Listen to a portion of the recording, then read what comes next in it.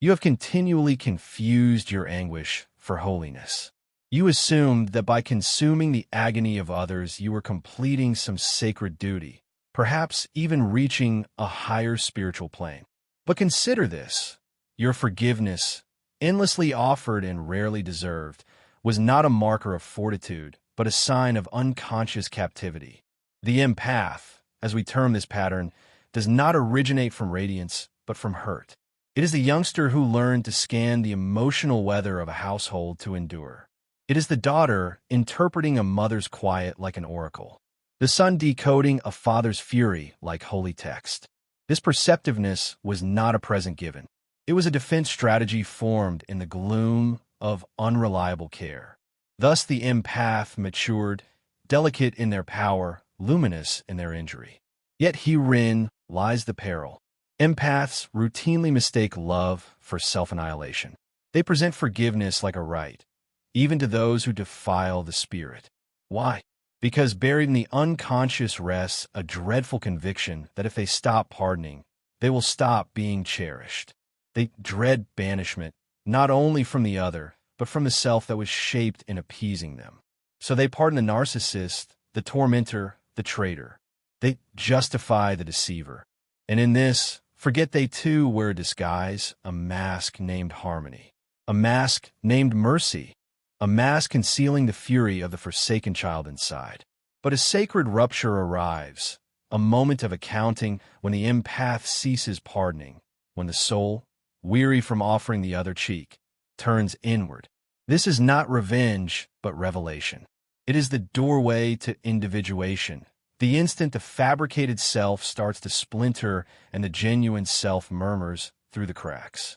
Then, masks tumble, not only those of others, but your own. What you witness in the wreckage is alarming. You see how your empathy was turned against you, how your radiance was drained to nourish the shadows of others. You perceive the reality. You were too gentle to voice it and too scared to confess that not all who required you deserved you. When the empath ceases forgiving, they start recalling. Recalling the instance they stifled truth to preserve calm. Recalling the times they apologized for their own wounds just to sustain a bond. They remember not with spite, but with severe lucidity how they betrayed themselves in the name of accord. And they weep not for the other, but for the self they deserted at the shrine of acceptance. Yet this sorrow is holy. It is alchemical flame that incinerates the false persona and forges the soul in gold. Do not confuse this fire for malice.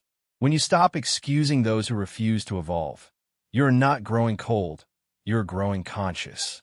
You cease partaking in the grand delusion of projection, where the empath glimpses the hurt child in the predator and believes they can nurse it into light. This is not love. It is bondage disguised as concern.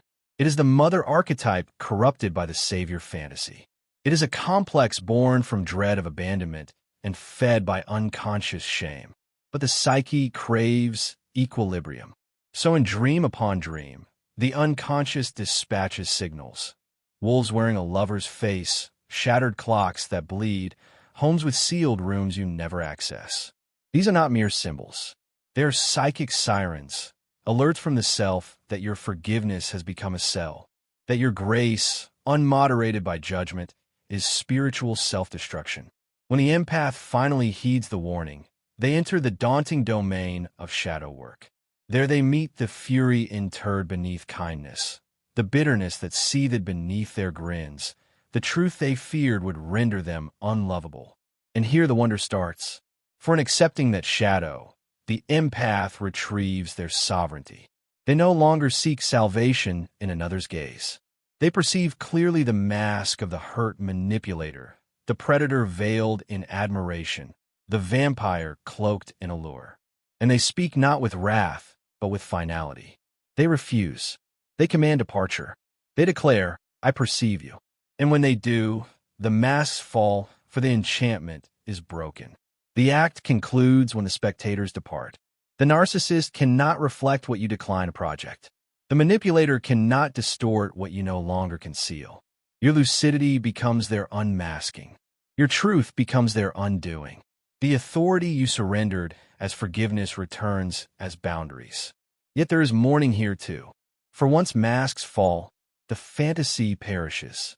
You must grieve the illusion, the version of them you trusted, the potential you adored, the pledge never fulfilled. You must bury the notion that your affection could mend them. And in that burial, something unforeseen happens. Your soul revives. This is individuation. This is the trail the mystics traveled. It is the death of the false self and the birth of the inner sovereign. And it begins not with light, but with a refusal to betray your own darkness.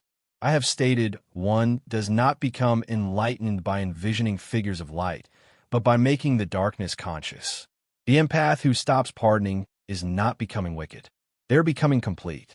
They're integrating the pieces they were taught to repress. And in doing so, they become terrifying, not because they injure, but because they no longer endure injury. They're no longer emotionally accessible to those who feast on empathy without offering responsibility. They're no longer psychic sustenance for the unhealed. This frightens those reliant on their silence. But this is the price of wholeness: to depart from false tranquility, to select inner truth over outer agreement, to become the mirror that reflects the unvoiced, the withheld, the unseen. Let us venture deeper. In the collective unconscious dwells an archetype named the divine child. This child signifies the true self, the unharmed, radiant, intuitive core. For many empaths, this divine child was exiled early. In its stead, the pleaser was born, the healer, the listener. These are noble masks, yet masks all the same. They serve a purpose within a trauma web, but they are not the soul's visage. When the empath stops forgiving, they commence a search for this lost child. They voyage inward through strata of pain, betrayal, and identity fog. They descend into the psyche's underworld, guided not by light, but by yearning. And there, beneath the rubble of false pardon, they find her, the radiant, furious, untamed self. She does not plead. She does not cower. She remembers everything. And in her eyes, you see your primordial power, the power that need not be earned through pleasing, the power that does not depend on being good. It simply exists. This moment, this reunion, is authentic healing. For here, you realize forgiveness was never your obligation. It was your postponement. It delayed your confrontation with your own truth. It kept you orbiting the wound instead of cleansing it. But now the wound is ready. It has fed sufficiently. Your refusal to forgive the unforgivable is the scalpel. Your rage is the antiseptic. Your grief is the baptism. You emerge not as the empath who absorbs, but as the mystic who transmutes. You no longer forgive to keep peace. You forgive when the soul is prepared, when the wound has spoken, when the truth has been honored, not a moment sooner. This is divine timing, not emotional duty. The psyche heals on its own clock. Those who demand your pardon on their terms are not seeking reconciliation. They are seeking control. Let them fall. Let every mask shatter. Let the silence speak the truth your compassion once hid. For when you stop forgiving what should never have been born, you stop betraying the sacred within you. You begin to hear anew the voice of the inner God, the whisper of your ancestors, the truth in your bones. It declares you were never meant to be food for their shadows.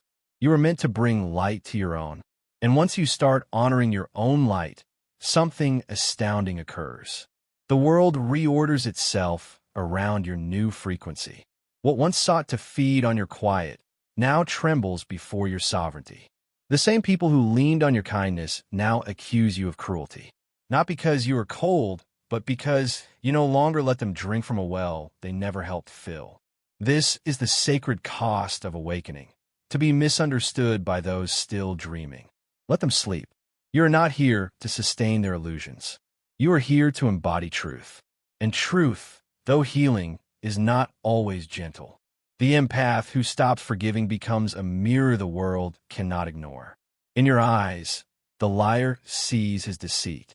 In your stillness, the manipulator hears his own hunger's echo. In your refusal to excuse the inexcusable, you compel the world to feel what you once absorbed. You no longer metabolize the emotions of others. You return them, not with vengeance, but with clarity. This clarity is sacred. It is the psyche's sword, the blade severing projection and illusion. It is the voice stating no more, not from rage, but from reverence for the self. In that reverence, you discover something far deeper than forgiveness. You discover alignment. Alignment with a profound self, a silent knowing that always resided beneath your need to please. The part that watched cautiously as you gave chance after chance to those who never changed. The part that held its breath each time you betrayed your own boundaries. That self no longer whispers.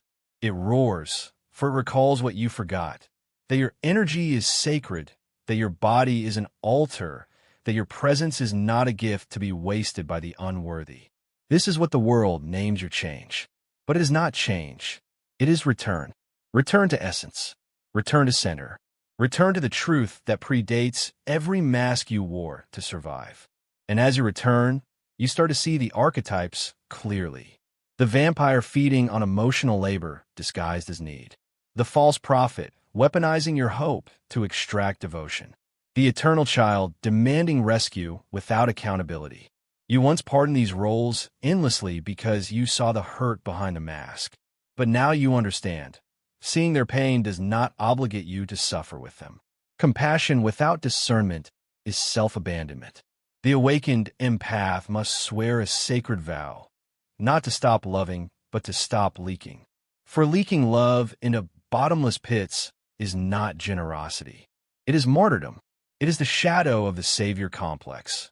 An archetype born when a child believes their worth is measured by how much they can mend in others while remaining broken themselves. But you are not a wound mender. You're a light bearer, and light does not repair darkness. It reveals it. This is your new role, not to fix, but to reflect, not to absorb, but to illuminate, not to forgive recklessly, but to bless wisely. Here, in this clarity, you begin to forgive for the correct reason, not to keep a connection, but to release a chain, not to deny the pain, but to bless the lesson. You no longer forgive to forget. You forgive to remember who you are beyond the hurt. Sometimes forgiveness is not spoken. Sometimes it is simply the way you walk away without ceremony, without explanation, without offering another piece of your heart as a parting gift. For you now know, those who deserved your love never needed your forgiveness, and those who demanded forgiveness never truly loved you. This revelation shatters every false belief.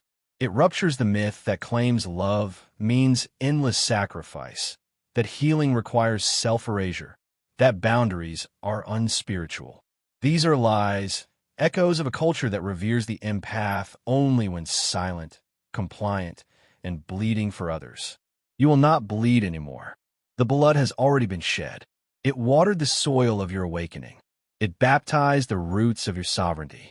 Now you bloom not despite your pain, but because of it. For every betrayal was a mirror, every wound a doorway, every silence the teacher. In the end, the greatest forgiveness you offer is not to them, but to yourself. You forgive yourself for mistaking trauma for destiny, for calling emotional starvation unconditional love, for confusing projection with prophecy. You forgive yourself for the years you stayed, for the nights you swallowed your voice, for the smiles that hid your screams. In that self-forgiveness, a miracle unfolds. The masks fall from your own face. You see yourself not as the empath, the fixer, the forgiver, but as the sovereign soul who endured enough illusion to finally remember the truth. And the truth is this: you never needed their approval, their love, their understanding. You only ever needed to remember your soul is not here to serve the shadows of others. It is here to shine, to speak, to walk in truth, even when the world demands your silence. If that truth frightens them, so be it. Let every false connection fall. Let every unearned bond break. Let every mask shatter in the light of your becoming. For the empath who stops forgiving becomes something dangerous, not to others, but to every system built on control, guilt, and emotional debt. You become a rebel in the soul's revolution, a prophet of the sacred no, a lighthouse for those drowning in codependency. In your presence, others begin to awaken, not because you save them, but because you stop shielding them from truth. And truth, spoken with clarity and compassion, does not destroy. It liberates. So speak it, even if your voice shakes, even if they leave, even if you stand alone. For the self has waited lifetimes for this moment, to be seen, to be heard, to be obeyed. When you finally obey your soul more than the stories you were taught, the masks fall not only from others, but from existence itself. You begin to see the patterns, the illusions, the ancestral scripts. You stop dancing the trauma choreography passed down through generations. You burn the roles. You write new ones, not from pain, but from power, not from fear, but from freedom. This is what I meant when I said individuation is not a path of comfort. It is a path of fire. It scorches every lie you mistook for love. It incinerates every apology you made for your own truth. It leaves behind only what is real. You unmasked, unyielding, unforgiving, not in spite, but in sacred clarity. This is the paradox. When you stop forgiving as the world demands, you finally touch the true forgiveness the soul has ached for.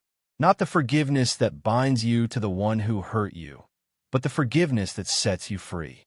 An ancient knowing returns the moment you stop performing love. This knowing arrives not in words, but in symbols, dreams, the mysterious language of the unconscious. The soul speaks in images. When the empath halts the compulsion to forgive as survival, the psyche speaks louder. You dream of keys and locked doors, of bridges collapsing behind you, of mirrors showing not faces but flames. These are not random. They are revelations. The locked door is the boundary you never claimed. The collapsing bridge is the connection you cannot maintain.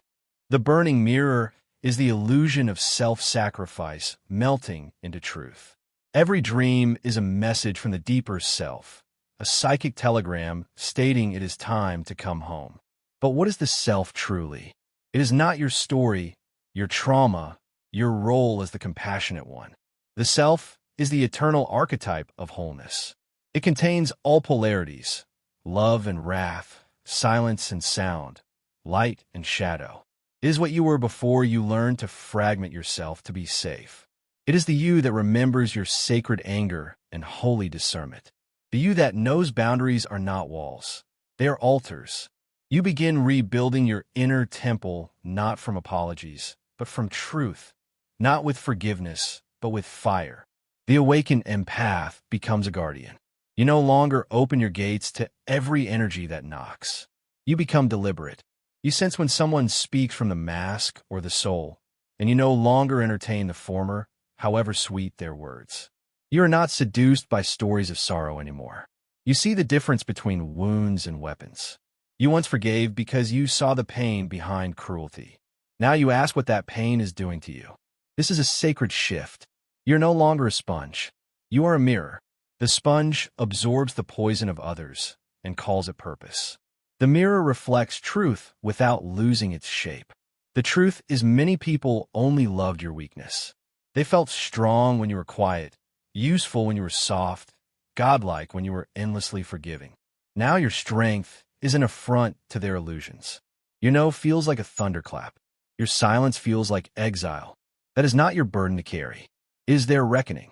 You are not cruel for becoming discerning. You are not cold for walking away from one-sided intimacy.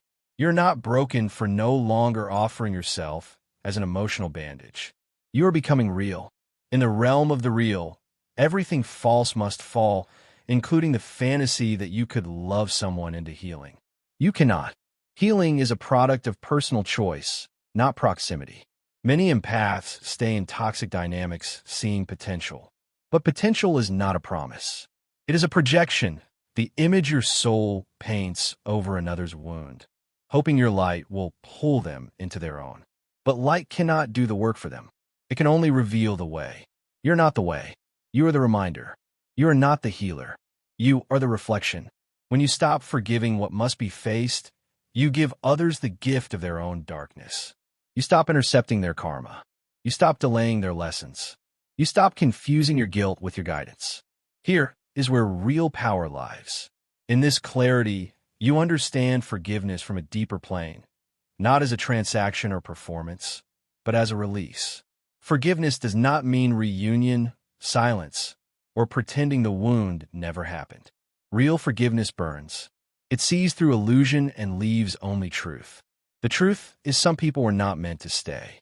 Some were meant to crack your heart open so your soul could rise through the fracture. Do not grieve their absence. Honor their function. They were initiators, not beloveds. They were catalysts, not companions. The awakened empath stops. Try to make trauma into romance. You no longer fall for the broken bird who bites your hand. You no longer stay where your silence is currency. You no longer accept crumbs and call it grace. You have tasted truth. You have knelt before your own rage. You have wept into the arms of your own shadow. You no longer fear solitude. You fear self-abandonment more. So when someone asks why you cannot just forgive, answer with sacred honesty. Because forgiveness is not mine to give. It is yours to earn. If they cannot hold the weight of your boundaries, they never deserve the warmth of your empathy. Let them fall. Let them label you harsh, unforgiving, arrogant. Let the narratives twist, for truth cannot be tarnished by perception. You are not who they remember. You are who you have reclaimed. Your reclamation is holy. It is the return of the sacred no, the reappearance of the buried self, the awakening of the divine mirror who reflects without apology. This is not bitterness. This is resurrection. You no longer carry the cross of everyone else's redemption. You let them meet their own reflection. You stop being the detour from their accountability. You become the altar where only truth is allowed to kneel. Yes, the path grows lonelier before it grows lighter. You will lose many who fed off the version of you that was always available, agreeable, and emotional debt. But what you gain is priceless. Yourself, unmasked, unmoved, unbreakable. In that stillness, clarity, radiant sovereignty, the right ones come. Those who do not need you weak to feel strong. Those who see your light and bow to it, not harvest it. Those who come not to take, but to co-create. You know them by how your nervous system rests in their presence, by how your intuition expands, not shrinks, by how truth flows between you like an unfiltered stream. This is the reward of sacred clarity, not peace with everyone, but peace with yourself. In that peace, you discover something deeper than forgiveness, self-loyalty. Self-loyalty is the final stage of healing. It is the vow to never abandon your truth again. It is the quiet, mighty covenant with the self, forged in the raw aftermath of betrayal. You do not arrive at wholeness by chance. You arrive because your soul was broken open repeatedly until it remembered its original shape. That shape was never built to carry the weight of everyone's unhealed wounds. It was built to reflect the divine. You, who once pleaded for peace, now become the mystic who knows peace emerges from internal alignment, not external validation. You realize some of the deepest forgiveness is forgiving your own complicity in your suffering, not as blame, but as awakening. You see how you stayed where you were asked to shrink, how you silence yourself in relationships feeding on your suppression. You acknowledge your role to free yourself, for awareness is liberation, and liberation is not painless. To become free, you must let every illusion burn. You must look in the mirror and admit you built connections on hope, not reality, that you gave loyalty to masks, not souls, that you confuse consistency with love, and in doing so, stopped loving yourself. That is the wound beneath the wound, the one forgiveness cannot touch. Only self-honesty can. When you touch it, when you finally say, I see you to your own abandoned self, a tectonic shift unfolds. The psyche rearranges. The shadow integrates. The mask drops. The soul pulses with something ancient and electric. It is not empathy. It is not forgiveness. It is presence, pure, unapologetic presence. You begin to live from the center instead of the edges, from the core instead of the cracks. That presence becomes your new language. You speak less, but say more. You do less, but impact more. You give less, but everything you give is sacred, no longer diluted by fear. Your love becomes a fire only the courageous can hold. Many will not. They will call you distant, selfish, changed. They will be right. You are changed, but not as they think. You did not become hard. You became whole. You did not become cruel. You became clear. You did not stop loving. You stopped lying to them, to yourself, to the illusion that empathy means erasure. It never did. Empathy is not the river in which you drown. It is the cup from which you offer when your own well is full. Anything less is not empathy. It is self-abandonment disguised as love. The world does not need more abandoned selves. It needs embodied souls. The empath who stops forgiving becomes this embodiment. You become the one who walks into a room and shifts the atmosphere, not because you are agreeable, but because you are authentic. You're no longer the emotional sponge. You are the emotional compass. Your presence makes masks fall because your energy no longer entertains them. The world, unaccustomed to truth without apology, will resist. It will push back. It will try to seduce you into old patterns with flattery, guilt, shame. But you no longer dance for breadcrumbs. You feast on truth. You drink from the well of your own knowing. In that knowing, the most powerful healing unfolds, not just for you, but for those around you. For when you refuse to participate in dysfunction, you expose it. When you refuse to absorb someone's rage, they're left to feel it. When you say no with sacred calm, you invite others to meet themselves. This is what healing truly is, not fixing others, but becoming so whole that your presence is medicine, so honest that your silence is a sermon, so sovereign that your no is a mirror in which others finally see their patterns. You are not a forgiver anymore. You are a revealer. Revelation is the beginning of transformation. But let us speak of grief again, for it is the final gate. You will grieve what you lose when you stop forgiving everyone. You will grieve the versions of yourself that kept peace at all costs. You will grieve relationships built on unspoken resentment. You will grieve the mask that made you lovable to the emotionally unavailable. Let the grief come. Do not resist it. Grief is the echo of detachment. It means you loved. It means you stayed too long. It means you hoped. And now it means you are free. Free to love anew, not as currency or performance, but as essence. You love now because you are full, not afraid. You give from overflow, not obligation. You serve from truth, not trauma.